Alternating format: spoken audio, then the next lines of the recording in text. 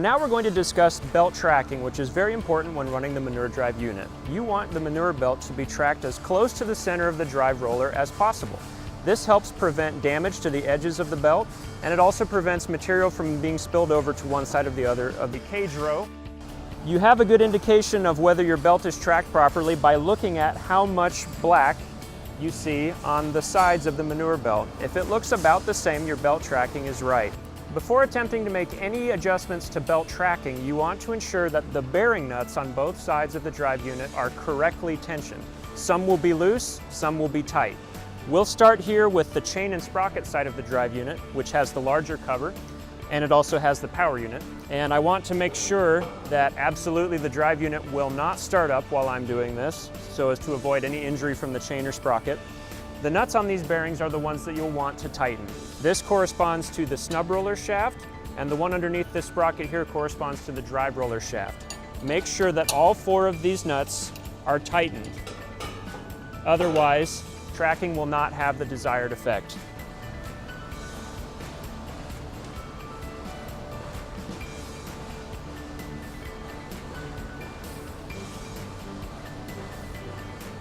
And be sure to replace this cover before running the drive unit for safety.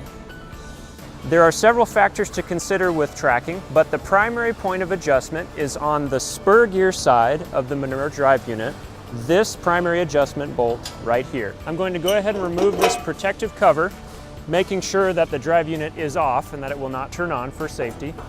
In order to affect tracking when you turn this adjustment bolt, you want the bearing nuts that correspond to the snub roller shaft to be tight. So these 2 need to be as tight as possible. Whereas the nuts corresponding to the drive roller need to be loose.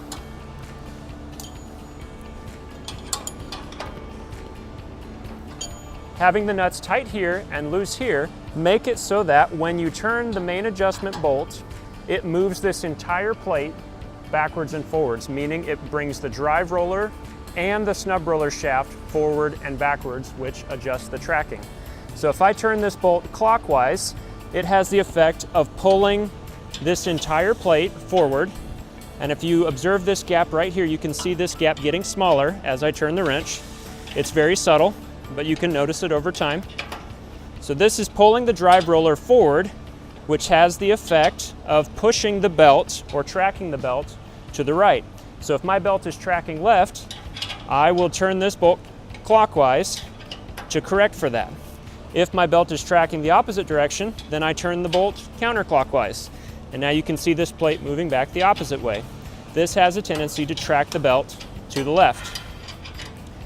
Be sure that you replace this cover before running the drive unit